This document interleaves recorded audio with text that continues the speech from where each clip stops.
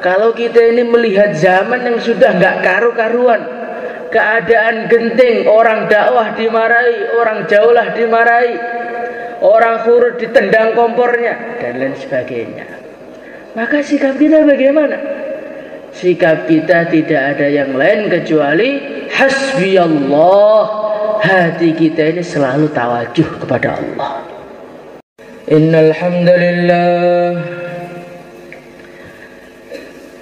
hamdalillah nasta'inuhu wa nastaghfiruhu wa nu'minu bihi wa natawakkalu alayhi wa na'udzu bihi min sururi anfusina wa min sayyiati a'malina. من يهده الله فلا مضل له ومن يضلل فلا هادي له. أشهد أن لا إله إلا الله وحده لا شريك له وأشهد أن سيدنا ومولانا وحبيبنا محمدا عبده ورسوله. اللهم صل على سيدنا محمد وعلى آله وصحبه أجمعين. أما بعد، قال تعالى في كتابه الكريم: والذين جاهدوا فينا لنهدينهم سبلنا وإن الله لمع المحسنين.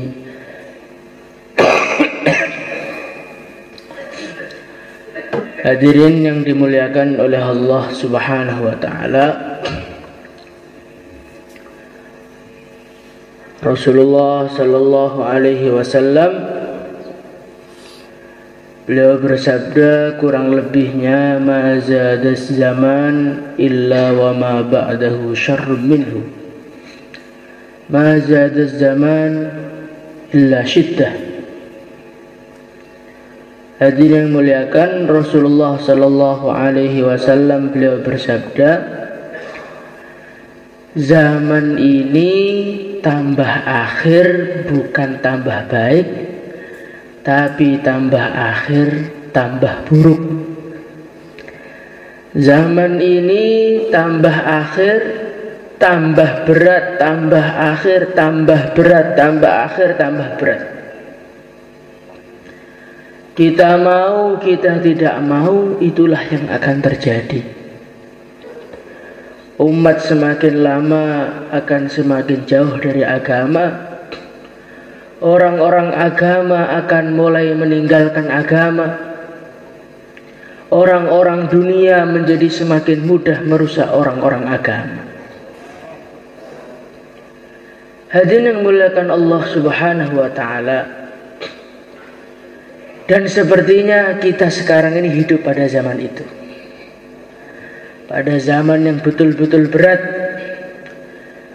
Pada zaman yang kerusakan tampak di mana-mana. Pada zaman yang dikatakan oleh Rasulullah sallallahu alaihi wasallam, al-mutamassik bi sunnati inda fasadi ummati kal qabid 'alal jamr. Orang yang berpegang teguh dengan sunnahku di saat rusaknya umatku seperti orang yang menggenggam bara api. Hadirin muliakan Allah Subhanahu wa taala, kita bisa membayangkan bagaimana panasnya orang itu ketika memegang bara api. Tangannya akan kepanasan dengan panas yang luar biasa. Hadirin muliakan Allah Subhanahu wa taala,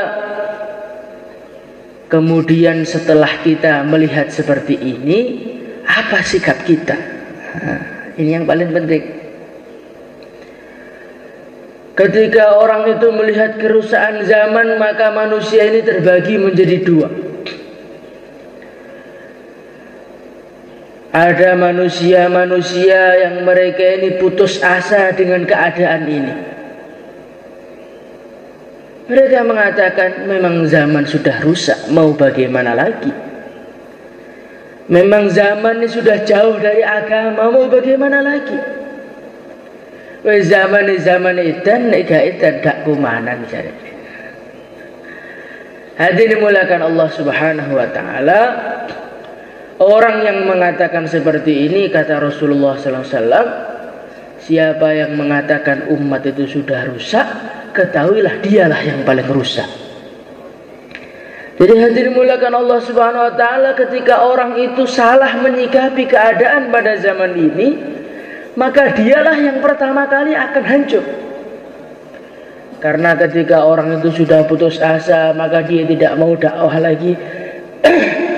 Maka dia tidak mau berjuang lagi, maka dia tidak mau mengamalkan agama lagi. Akhirnya apa?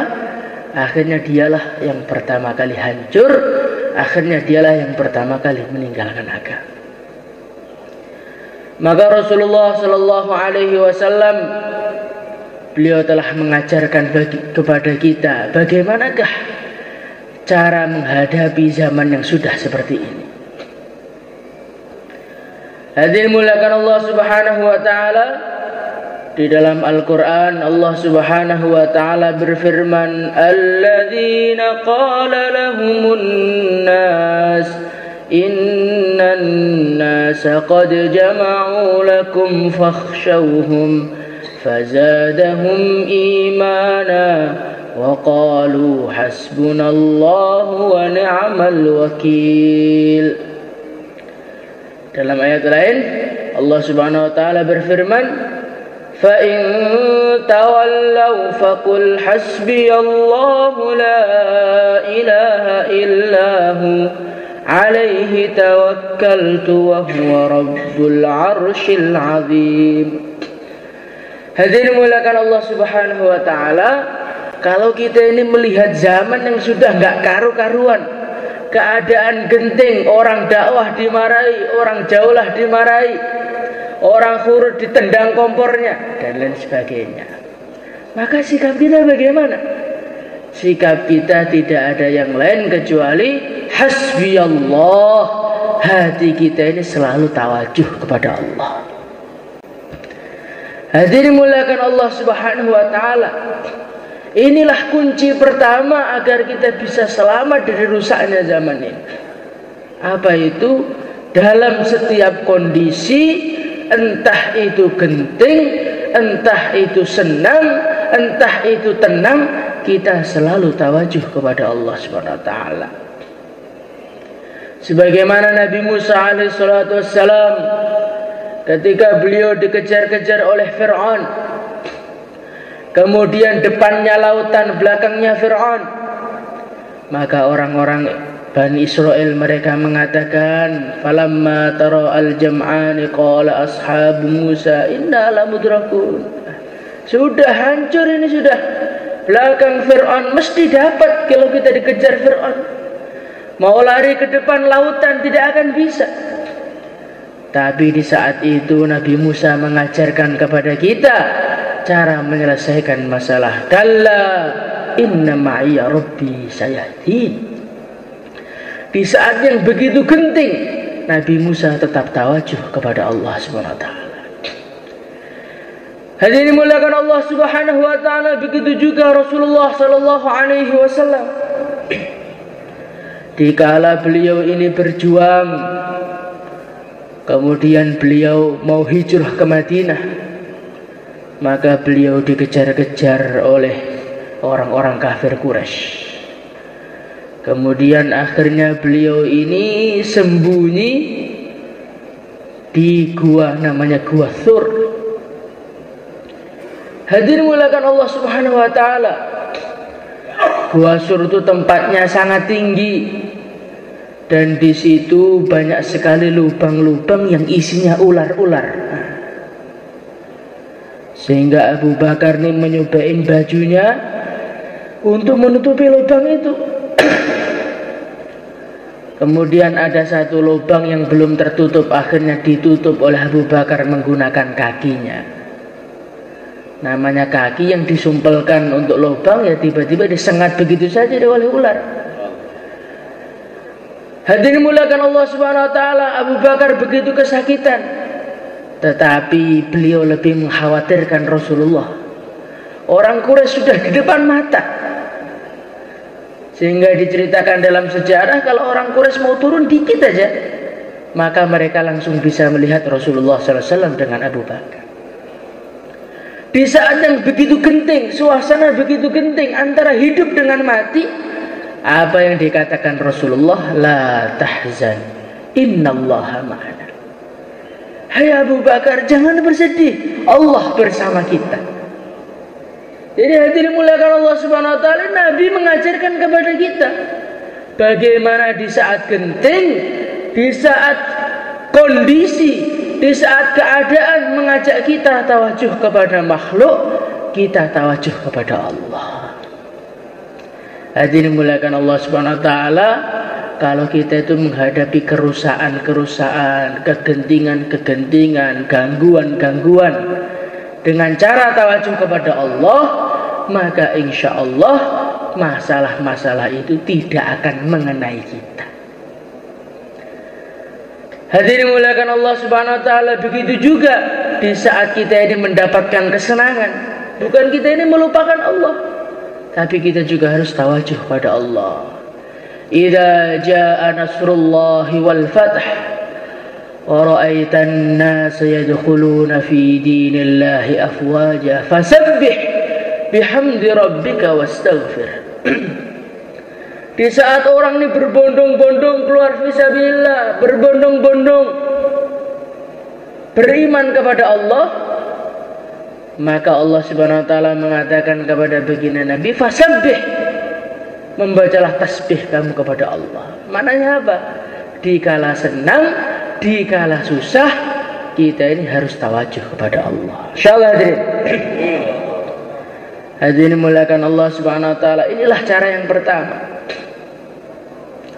supaya kita ini tidak terkesan, supaya kita ini tidak terikut arus pada zaman ini, kalau kita ini selalu tawajuh kepada Allah. Kemudian hadirin muliakan Allah Subhanahu wa taala, cara yang kedua supaya kita ini tidak terpengaruh dengan suasana keadaan, masalah keluarga, masalah desa, masalah kota, masalah dengan teman kita, masalah dengan siapa saja, supaya kita ini tidak terkesan, maka cara yang kedua adalah walanabluwannakum bisyai'in minal khawfi wal ju' wa naqsim minal amwali wal anfusi was thamarat wa basyiris sabirin. Namanya orang tuh kalau sudah beriman, maka Allah akan memberikan masalah-masalah kepada dia. Walanabluwannakum bisyai'in minal khauf, aku akan menguji mereka dengan ketakutan-ketakutan dari segala arah. Diganggu oleh orang desanya, diganggu oleh lurahnya, diganggu oleh bupatinya, diganggu oleh teman dan saudaranya, diganggu oleh keluarganya, ditakut-takuti. Walanabluwannakum bisyai'in minal khauf wal ju', Allah akan uji dia, bisnisnya macet, usahanya macet, uangnya kurang, kelaparan. Wa naqsim minal amwali wal anfusi was thamarat, panennya gagal. Tapi Allah mengatakan wa basyiris sabirin, berilah kabar gembira kepada orang-orang yang sabar. Maknanya bagaimana? Maknanya masalah-masalah yang akan kita hadapi ini akan kita lalui dengan mudah kalau kita ini mempunyai sifat sabar, mempunyai sifat tabah menghadapi ujian-ujian, tabah mengerjakan perintah Allah, tabah meninggalkan larangan Allah, tabah menghadapi ujian.